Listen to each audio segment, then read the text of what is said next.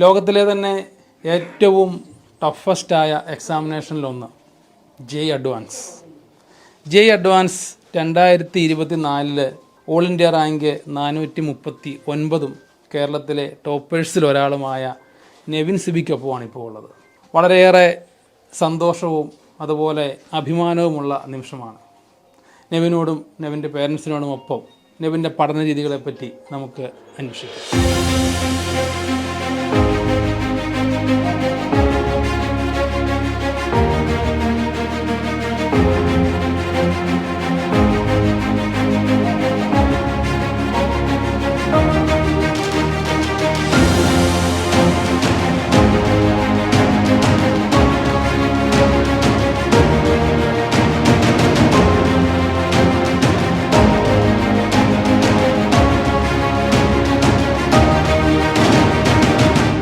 നെവിൻ്റെ ഒരു പഠന രീതിയെപ്പറ്റി, ചെറുപ്പം തൊട്ടുള്ള ഒരു പഠന രീതിയെപ്പറ്റി ഒന്ന് പറയാമോ?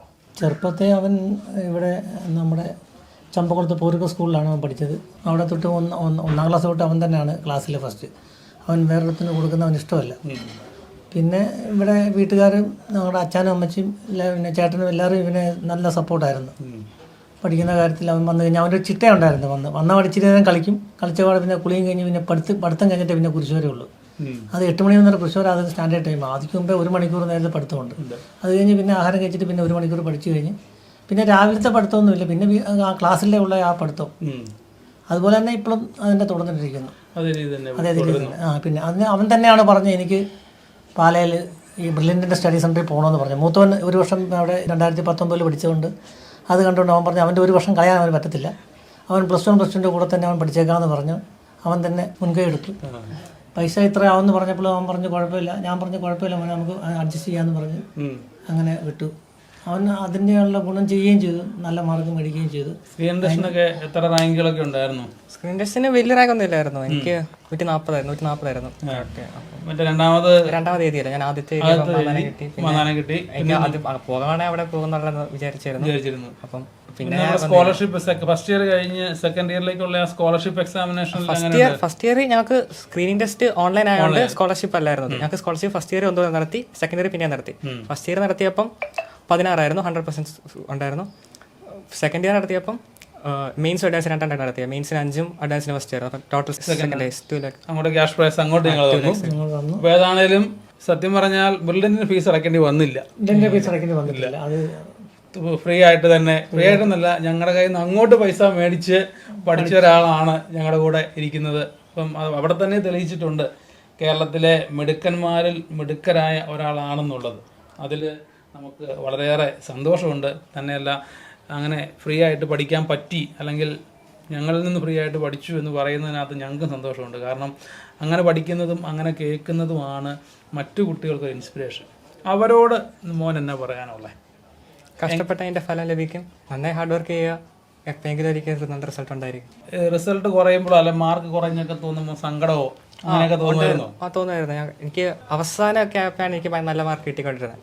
ആദ്യമൊക്കെ നല്ല കുറവായിരുന്നു. സെക്കൻഡ് ഇയർ തുടക്കത്തിലാണ് എനിക്ക് ആദ്യമായിട്ട് ഫസ്റ്റ് ആയി കിട്ടിയത് ബ്രില്യൻ്റ് മോഡലിൽ. അപ്പോഴത്തേക്കും ആദ്യമൊക്കെ ഫസ്റ്റ് ഇടുമ്പോൾ നല്ല സന്തോഷമുണ്ട്, കുറഞ്ഞ് ഭയങ്കര വിഷമവും. പിന്നെ എനിക്ക് മനസ്സിലായി 2 വലിയ കാര്യമൊന്നുമില്ല. പിന്നെ കുറഞ്ഞാലും വലിയ വിഷമമൊന്നുമില്ല, കൂടിയാലും വലിയ സന്തോഷമൊന്നുമില്ല, എല്ലാം സാധാരണ. അപ്പോൾ അതിന് ഒരു ടെൻഷൻ ഉണ്ടെന്ന സംഭവം നമുക്കില്ലായിരുന്നു. ടെൻഷൻ ഉണ്ടായിരുന്നു. മെയിൻസിന് വലിയ ടെൻഷൻ ഇല്ലായിരുന്നു. അഡ്വാൻസ് ആയപ്പം അത് നല്ല ടെൻഷൻ ഉണ്ടായിരുന്നു. പക്ഷെ പരീക്ഷയുടെ സമയത്ത് വലിയ ടെൻഷൻ ഒന്നും ഇല്ലായിരുന്നു. അത് പരീക്ഷയ്ക്ക് കുറച്ച് നാൾ മുമ്പ് ബ്രില്യൻറ്റ് കുറേ മോഡൽ ഇട്ടുകൊണ്ട് ടെൻഷനൊക്കെ മാറി സാധാ ബ്രില്യൻറ്റിൻ്റെ ഒരു മോഡൽ പോലെ പരീക്ഷ എഴുതിയത്. അതിന് പേപ്പർ 1 നല്ലപോലെ എഴുതാൻ പറ്റി. പേപ്പർ 2 കുറച്ച് മോശമായി, പക്ഷെ കുഴപ്പമില്ല. പേപ്പർ നല്ല രീതിയിലുണ്ട്, നല്ല മാർക്ക് കിട്ടി. ഇതിലേക്ക് നിനക്കൊരു മോട്ടിവേഷൻ തന്നെയാണ് ഈ ഒരു രീതിയിൽ വരണം, അല്ലെങ്കിൽ അങ്ങനെ ഒരു മോട്ടിവേഷൻ എവിടുന്നെങ്കിലും കിട്ടിയതായിട്ട് നിനക്ക് തോന്നുന്നുണ്ടോ? അതോ ചേട്ടൻ പഠിച്ചപ്പം ആ ഒരു ഫീൽഡിന് കിട്ടിയതാണോ? ഇങ്ങനെ ചിന്ത നിനക്ക് തോന്നാൻ കാരണം? ആദ്യം തോന്നാൻ കാരണം ചേട്ടൻ പഠിച്ചപ്പോൾ എനിക്ക് തോന്നി IIT കൊള്ളാം, എനിക്ക് പോകാൻ നല്ല താല്പര്യമുണ്ട്, അപ്പം എനിക്ക് IIT പോകണം. അങ്ങനെ ഞാൻ ബ്രില്യൻറ്റിനെ പറ്റി കൂടുതൽ ശ്രദ്ധിക്കാൻ തുടങ്ങി. അപ്പം എനിക്ക് സ്ക്രീൻ ടെസ്റ്റിൻ്റെ കാര്യം മനസ്സിലായി. +1 +2 എല്ലാ വർഷവും കേരളത്തിൽ നിന്ന് ആദ്യം വരുന്നത് ബ്രില്യൻറ്റ് +1 +2 പഠിക്കുന്നതിനൊക്കെ മനസ്സിലായി. അതിന് തന്നെ എനിക്ക് KE പഠിക്കണമെന്നുണ്ടായിരുന്നു. അതുപോലെ നെവിൻ്റെ ചേട്ടൻ, അല്ലെങ്കിൽ ഒരു രീതിയിൽ പറഞ്ഞാൽ നെവിനെ ഇതിലേക്ക് ചിന്തിപ്പിച്ച ആൾ നമുക്ക് തോന്നുന്നു ചേട്ടനാണെന്നാണ്, എബിൻ സിബി. അപ്പം എബിൻ നമ്മുടെ റിപ്പീറ്റേഴ്സ് ജോയിൻ ചെയ്ത് ജെഇ മെയിൻ ബാച്ചിൽ ജോയിൻ ചെയ്ത് 15,000 അടുത്ത് JEE മെയിൻസിന് റാങ്കും അഡ്വാൻസ്ഡിന് 5000 അടുത്തും റാങ്ക് മേടിക്കുകയും അതിനുശേഷം IISTയിൽ ജോയിൻ ചെയ്തു. ഇപ്പോൾ ഓൾറെഡി കോഴ്സ് കഴിഞ്ഞ് നിൽക്കുകയാണ്. എബിനെയും നമുക്കൊന്ന് പരിചയപ്പെടാം. എബിൻ്റെ കൂടെ നമുക്ക് കാണാം. നമ്മളിപ്പോൾ ഉള്ളത് ചേട്ടൻ എബിൻ്റെയും കൂടെ അനിയൻ എമിലിൻ്റെയും കൂടെയാണ്. ചേട്ടനാണ് ഈ വിജയത്തിൻ്റെ തുടക്കക്കാരൻ. നമ്മുടെ ബ്രില്യൻറ്റിൽ തന്നെ പഠിച്ച സ്റ്റുഡൻ്റാണ്. IISTയിൽ കോഴ്സ് തീർന്ന് വന്നതേ ഉള്ളൂ. അവിടെ തന്നെ പ്ലേസ്മെൻറ്റും ആയിട്ടുണ്ട്. എബിൻ്റെ വാക്കുകളിലേക്ക്. ഒത്തിരി സന്തോഷം ഇങ്ങനെയൊക്കെ പഠിച്ച് ഈ റാങ്ക് മേടിച്ചതിൽ. എങ്ങനെയുണ്ട് അവൻ്റെ പഠനത്തെ വിലയിരുത്താറുണ്ടായിരുന്നോ? ഉണ്ടായിരുന്നു. എന്നെക്കൊണ്ട് ഇത്ര നേരം ഒന്നിരുന്ന് പഠിക്കാൻ പറ്റത്തില്ലായിരുന്നു. അത് പോയപ്പോഴേ ഞാൻ പറഞ്ഞായിരുന്നു അവിടെ ഒത്തിരി കുറേ പഠിക്കാൻ കാണും അങ്ങനെയൊക്കെ പറഞ്ഞായിരുന്നു. പക്ഷേ ഒത്തിരി അവനിരുന്ന് കഷ്ടപ്പെട്ടിരുന്ന് പഠിച്ച് അല്ല, സബ്ജക്ട് വൈസ് അങ്ങനെ ഹെൽപ്പ് ചെയ്യോ, അങ്ങനെ ഡൗട്ട് ചോദിക്കോ, അങ്ങനെ എന്തെങ്കിലുമൊക്കെ നിങ്ങൾ തമ്മിൽ? കുറവായിരുന്നു. അവന് തന്നെ വേണേ അവൻ എനിക്ക് പറഞ്ഞു തന്നേനെ അവിടെ. ശരി, ഓക്കെ. അനിയൻ എന്നാ തോന്നുന്നു എമിൽ? ഈ ചേട്ടന്മാരുടെ പാതയാണോ ഇനി? ഇപ്പോൾ പഠിച്ചിരിക്കുന്ന സ്കൂളുകളിലൊക്കെ ഫസ്റ്റാണെന്നാണ് അച്ഛൻ പറഞ്ഞത്. അപ്പം അത് മുമ്പോട്ട് ഇനി കൊണ്ടുപോരുമോ? ഓക്കെ. ഇനിയും ഈ വീട്ടിലേക്ക് ധാരാളം വിജയങ്ങൾ വരട്ടെ എന്ന് ഞങ്ങൾ ആശംസിക്കുകയാണ്. അപ്പം നെവിൻ്റെ വല്യപ്പച്ചൻ്റെയും വല്യമ്മച്ചിയുടെയും കൂടെയാണ് നമ്മളിപ്പോൾ ഉള്ളത്. നെവിൻ്റെ ഈ ഒരു വിജയത്തെ പറ്റി നിങ്ങളുടെ അഭിപ്രായം? എൻ്റെ അഭിപ്രായം പറഞ്ഞാൽ എൻ്റെ കുഞ്ഞ് ഇങ്ങനെ പോയി ഇതുപോലെ വന്നതിൽ എനിക്ക് വളരെ സന്തോഷം. എനിക്കൊരു ഇതൊന്നും ഇല്ലായിരുന്നു ഇങ്ങനെ വരുമെന്ന്.